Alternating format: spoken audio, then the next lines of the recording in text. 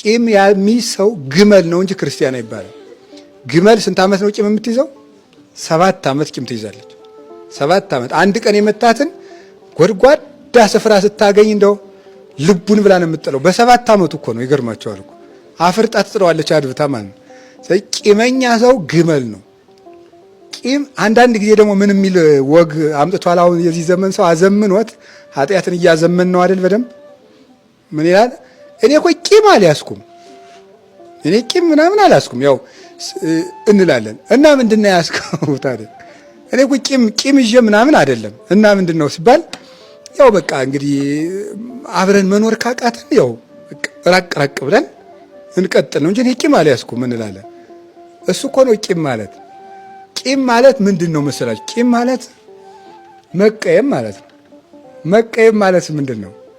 መቀየም ማለት የሰውየው ስም ሲነሳ የሚረብሸን ነገር ወይም ሴትም ከሆነች እንደዛው ስሙ ሲጠራ የዚያ ሰው የሆነ ነገር በሙሉ ባለበት መድረስ አለመፈለግ፣ ውስጣችን መንገሽገሽ፣ ሌላ ሰው እንኳን ሲያነሳው ውስጣችን ርር ማለት፣ እንደሱ ማለት ቂም ይባላል።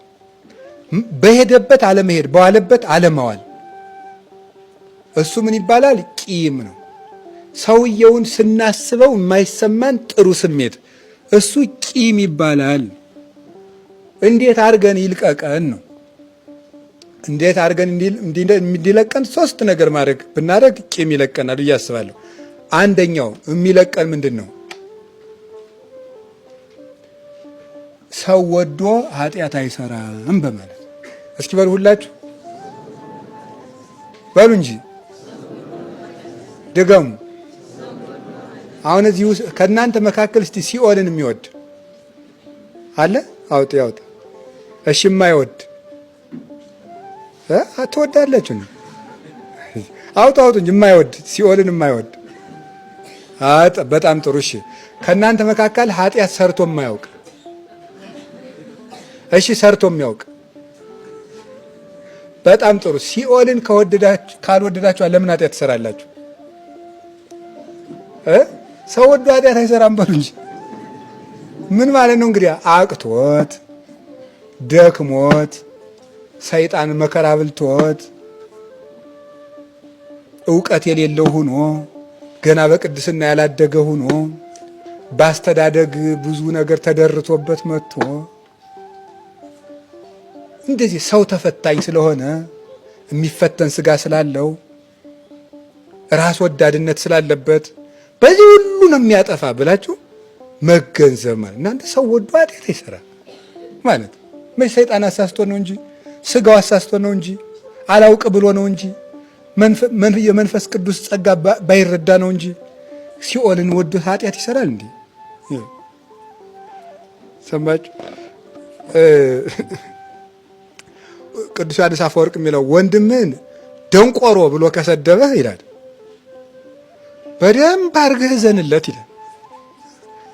በደንብ አድርገህ ዘንለት። ምክንያቱም ወንድሙ ደንቆሮ ያለ ሰው የት ይገባል ብሏል ጌታ? ገሃነም ሊገባ ነው። ስለዚህ ወንድም ገሃነም የሚገባበትን ስራ ሰራ ብለህ እዘንለት። አዎ ደግሞ የሌለብህን ነገር ከሰደበ ደግሞ ስቀህበት ሂድ። ለምሳሌ ይላል አንድ ሀብታም አለ እና ድሃው መጥቶ አንተ እኮ ድሃ ነህ ቢለው ኧረ ብሎ ስቆበት ይሄዳል ማለት ነው። ምክንያቱም ሀብቱ እንዳለ ያውቃልና ራሱ። ድሃ መጥቶ ሀብታሙን አንተ እኮ ሙልጭ ያልክ ድሃ ነህ ቢለው ኧረ ተው እሱን እናየዋለን ብሎ ስቆ ነው የሚሄደው። ስለዚህ የሌለብህን ነገር ቢሰድብህ አትቀየመው። ያለብህን ነገር ከሰደበ ደግሞ ዘንለት። ወንድሙን የሰደበ በገሃነም ይፈረድበታል ተብሏልና ያለብህንና ማስተካከል ያለብህን ነገር ከሰደበ ደግሞ ሂድና አስተካክል ይላል። ስለዚህ ቅዱስ ዮሐንስ አፈወርቅ 3 መፍትሄ ነው የሰጠን። ደንቆሮ ጨርቅ ለባሽ ድሃ ብሎ ከሰደበህ እዘንለት። ያለብህን ነገር ከሰደበህ ደግሞ አስተካክል። ያለህን ነገር እንደሌለ አድርጎ ደግሞ ከሰደበህ ስቀህ ለፍ ብሎ 3 መፍትሄ ሰጥቶናል። ክርስቶስን አስብ ብሎ ሰጥቶና አንደኛው የሰውየውን ድካም ማሰብ ነው። ሁለተኛው ይቅር ባይ እንድንሆን ምን ማድረግ አለብን?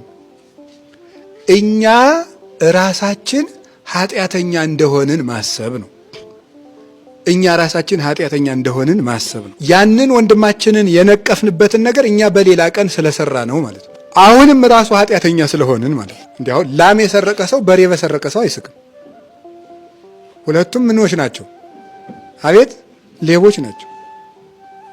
የሰረቁት ነገር አይነት ነው የሚለያየው።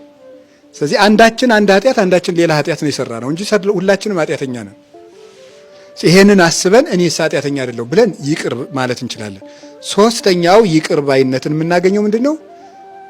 እግዚአብሔር ይቅር እንዳለን በማሰብ ነው።